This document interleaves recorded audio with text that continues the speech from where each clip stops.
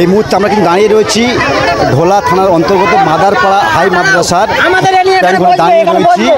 এখানে কিন্তু যে মাদারপাড়া হাই মাদ্রাসার ছাত্রছাত্রী এখনও পর্যন্ত তারা নিটোর রয়েছে, তাদের কড়া পতঙ্গ। তারা কিন্তু বলছে যে আজকের যে 19 দিন হয়ে গিয়েছে তাদের ছাত্রকে শিক্ষককে মারা হয়েছে, তারই প্রতিবাদে আজকে ছাত্ররা কিন্তু রাস্তায় নেমেছে। এই প্রতিবাদ চলবে এবং রাস্তা ব্লক করে, এখন পিছনে ক্যামেরা পার্সনকে দেখাতে বলবো, রাস্তা ব্লক করে ছাত্রছাত্রীরা এখন ধূপের মধ্যে রাস্তা ব্লক করে তারা কিন্তু আজকের আন্দোলন করছে। তাদের মূলত একটাই দাবি, তাদের প্রধান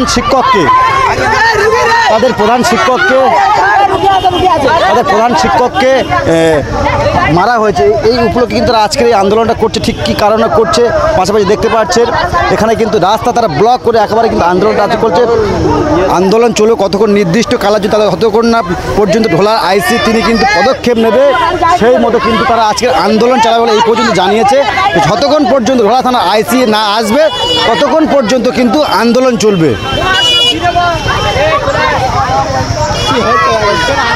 ওখানে এটা গাধা তো হ্যাঁ স্টপ করার আগে